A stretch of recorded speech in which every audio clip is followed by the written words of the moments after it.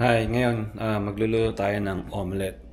So ito na yung mga ingredients na kailangan natin. Bati ko na yung itlog, pre-cut ko na yung mga ingredients na may mga gulay. Red bell pepper, onions, mushrooms, tsaka yung ham, tsaka grated cheese. Ngayon, simulan natin. Ito, nagka-preheat na rin ako ng pan. Saan ng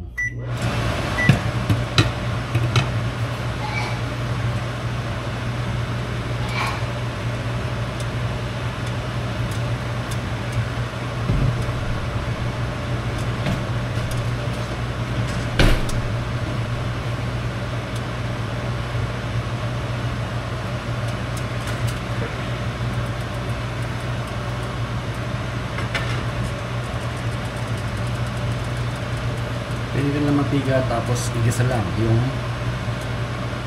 nauna onions tapos mushroom and then red bell pepper tapos ulit yung ham para maluto sabay-sabay and then lagay yung itlog. Madali lang or kung anong preference nyo na luto kung ano mauna yun ang gawin nyo.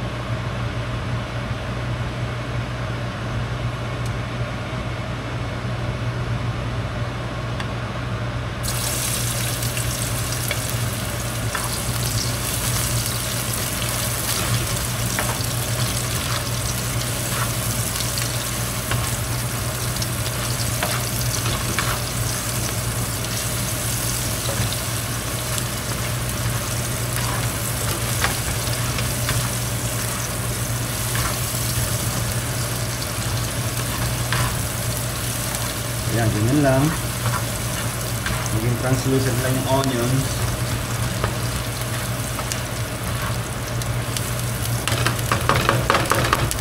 Tapos, sunod natin yung mushrooms.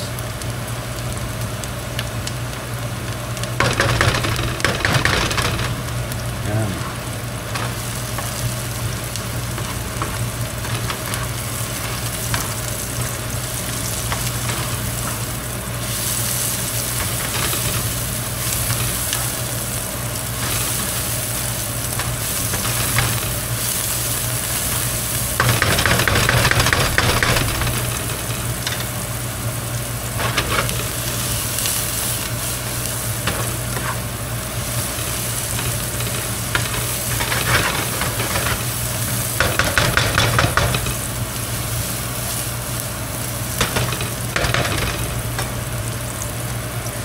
Yan, bell pepper na. Isa lang ng maganda yan. Tapos, ham.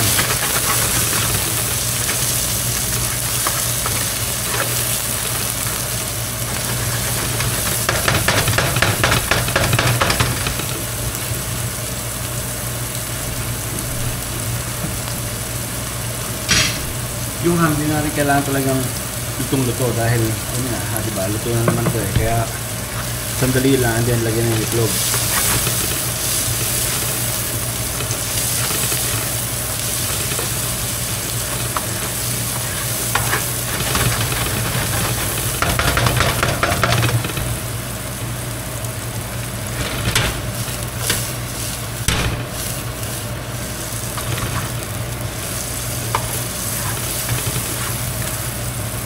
Masarap din to kung meron kung lalagyan natin spinach pero wala, hindi nakabili ng spinach.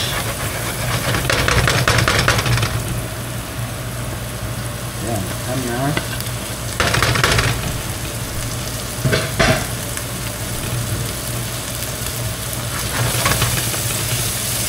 O yung itlog pala, mga anim na peraso itlog ang nilagay ko. Ilalagay natin dito para mas malaking omelette. Good for 4 people.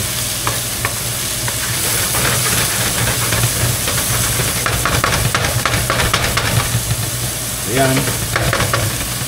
Madali lang, mabilis. Natin yung apoy. Tapos ito nga, ito nga itlog na.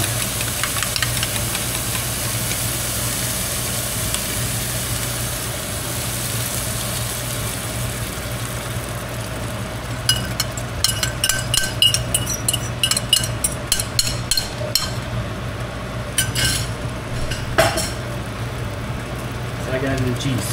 Ibabaw.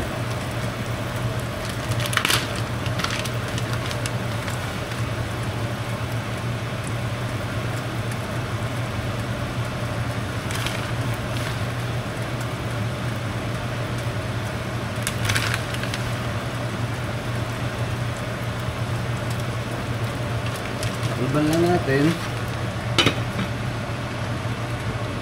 habang niluluto siya para maluto yung ibabaw, para ma-fold natin ng ng half. Say lang, yan, ganun lang. Okay? Bye!